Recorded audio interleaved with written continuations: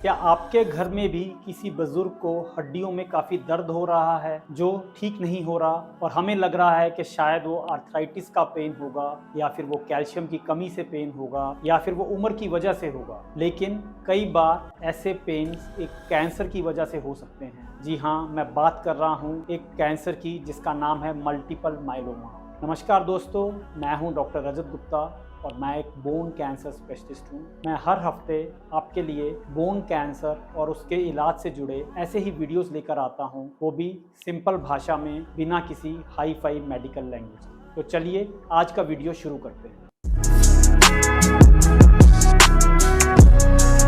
तो multiple myeloma एक तरह का बोन मैरो का कैंसर है। तो बोन मैरो अगर मैं आम भाषा में समझाऊं तो ये हड्डी के अंदर की फैक्ट्री है जहां से कि हमारे ब्लड के सेल्स बनते हैं, और ऐसे ही एक सेल्स होते हैं प्लाज्मा सेल्स। तो मल्टीपल माइलोमा में इन प्लाज्मा सेल की पॉपुलेशन नॉर्मल के मुकाबले काफ़ी बढ़ जाती है, वो भी बिना किसी कंट्रोल के। जैसे जैसे ये प्लाज्मा सेल्स बढ़ रहे होते हैं, ये हड्डी को अंदर से खाते हैं, हड्डी को वीक करते हैं, जिस कारण पेशेंट को बोन पेन होता है। साथ ही साथ जैसे ये प्लाज्मा सेल्स बढ़ रहे होते हैं, ये नॉर्मल सेल्स को ग्रो नहीं करने देते, जिस कारण मरीज को खून की कमी या फिर अनीमिया हो सकता है, मरीज के WBCs कम हो सकते हैं, मरीज के प्लेटलेट्स कम हो सकते हैं। जैसे जैसे ये सेल्स हड्डी को खाते हैं, वैसे ही हड्डी का कैल्शियम निकलकर ब्लड में आता है और मरीज का कैल्शियम लेवल बढ़ जाता है। साथ ही साथ इन प्लाज्मा सेल्स से कुछ प्रोटीन्स निकलते हैं जो कि मरीज की किडनी को भी डैमेज कर सकते हैं। तो अगर हम मल्टीपल माइलोमा के सिम्टम्स की बात करें तो सबसे कॉमन सिम्टम है अनएक्सप्लेनेबल बोन पेन्स, जो कि किसी भी हड्डी में हो सकता है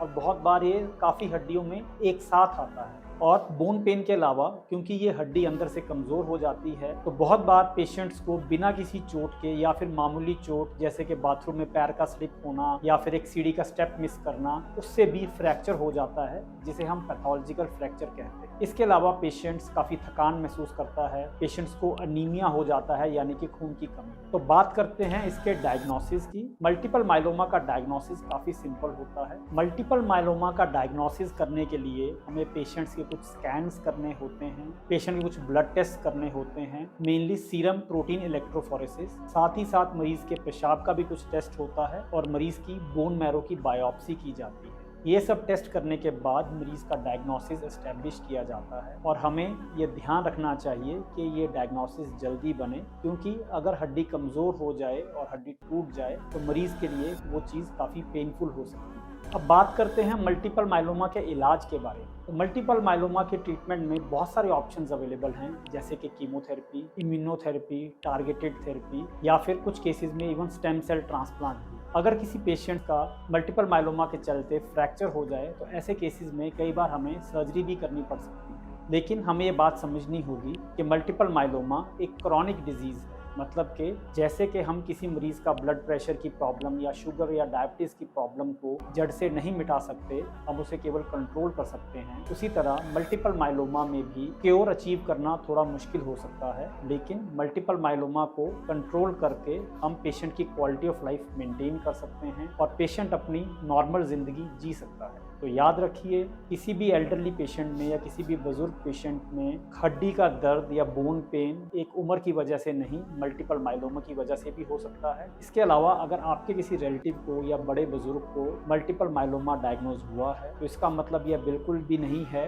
कि पेशेंट की लाइफ को इमीडिएटली कोई खतरा है, क्योंकि मल्टीपल माइलोमा को हम एक गुड कैंसर मानते हैं, क्योंकि इसमें बहुत सारे ट्रीटमेंट ऑप्शंस अवेलेबल हैं और ये ट्रीटमेंट को बहुत अच्छे से रिस्पॉन्ड करता है। तो अगर आपके घर में भी किसी एल्डरली पेशेंट को बोन पेन्स हो रहे हैं तो आप इसे इग्नोर मत कीजिए, जल्दी ही एक स्पेशलिस्ट को दिखाइए। मल्टीपल माइलोमा एक सीरियस बोन कैंसर है, लेकिन ये मैनेजेबल है। अगर आपको लगता है कि आज के वीडियो से आपको एक नई इन्फॉर्मेशन मिली तो आप इस वीडियो को लाइक ज़रूर कीजिए, और अगर आपको लगता है कि इस वीडियो को शेयर करने से किसी पेशेंट की हेल्प होगी तो आप इस वीडियो को शेयर कीजिए और हमारे चैनल को सब्सक्राइब कीजिए। तो मिलते हैं अगले हफ्ते एक नए वीडियो, एक नए टॉपिक के साथ।